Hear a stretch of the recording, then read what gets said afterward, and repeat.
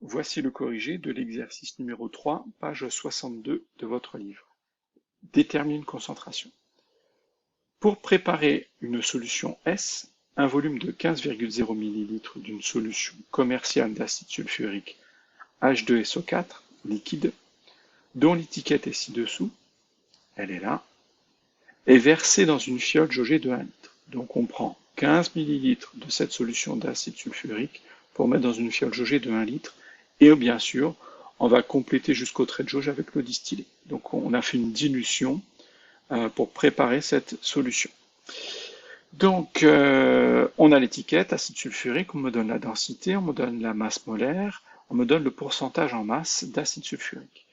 Ce produit est corrosif pour les métaux, provoque des brûlures de la peau, des liaisons oculaires graves. On a le pictogramme de sécurité correspondant. Donc il faut forcément se porter lunettes, gants, blouse, obligatoire. Déterminer la concentration en ion H3O+, de la solution S.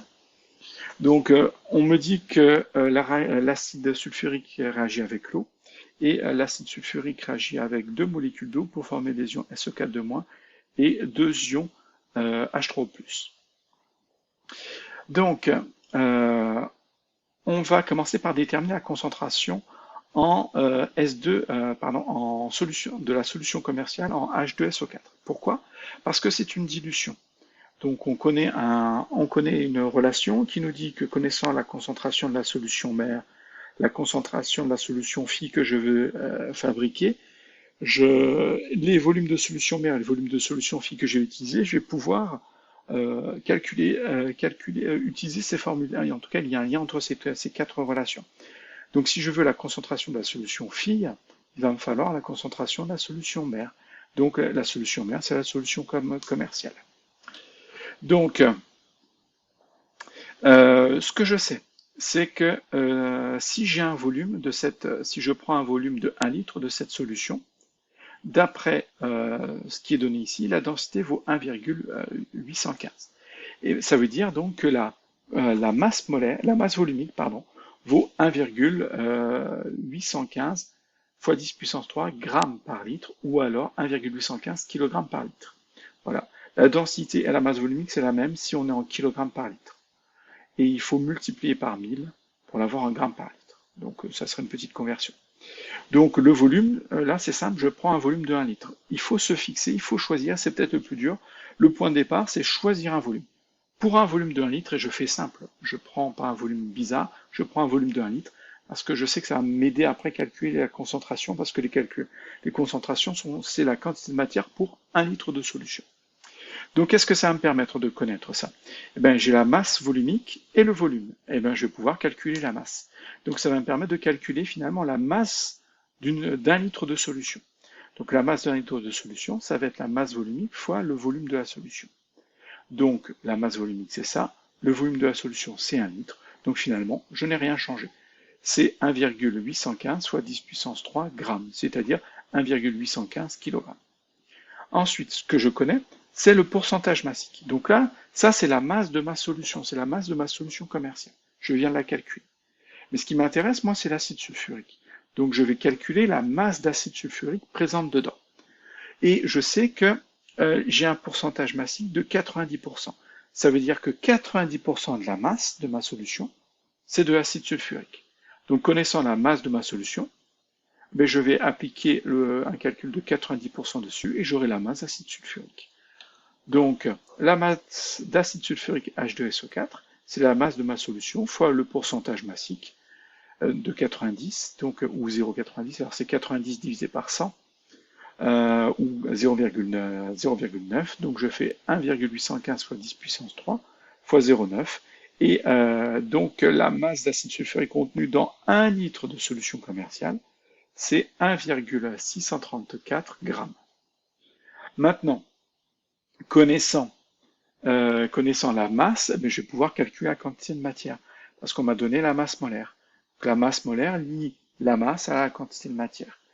Donc je vais pouvoir calculer la quantité de matière d'acide sulfurique présent dans 1 litre de solution commerciale. Donc c'est la masse d'acide sulfurique divisée par la masse molaire d'acide sulfurique.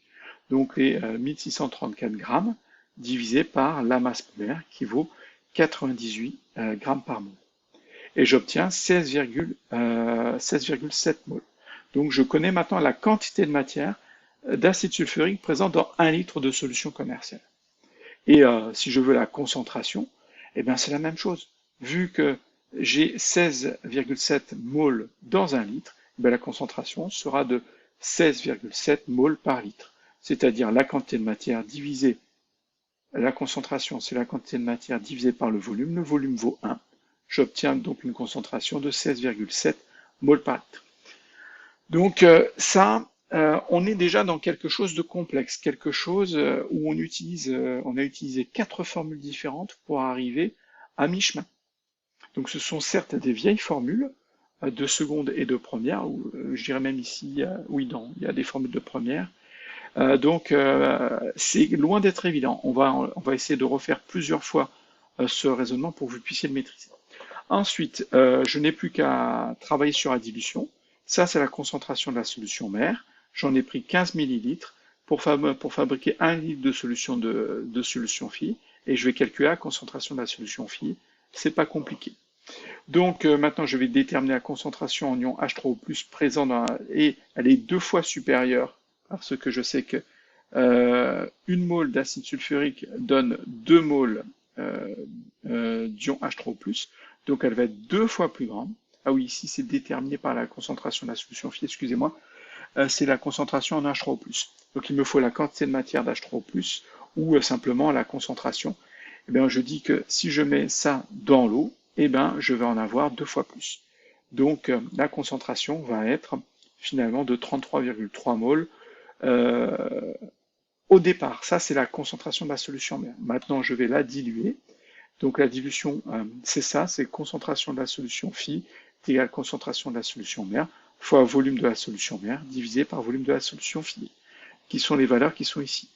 Volume de la solution mère, volume de la solution phi, et concentration de la solution mère, c'est celle-ci finalement, le 33,3. Et j'obtiens, donc si je fais 33,3 fois 15 divisé par 1 fois 10 puissance, 10 puissance, moins, non, 10 puissance, excusez-moi, je regarde, ce 1, ce 1, oui, c'était 1, oui, d'accord. C'est 10 puissance 3 parce qu'on a mis ça en millilitres, donc on place le 1 litre en millilitres. Voilà. Donc on a fait les 15 millilitres, on les a laissés en millilitres, et le 1 litre, il faut que ce soit en millilitres, je le multiplie par 1000. Donc j'obtiens 0,50 mol par litre.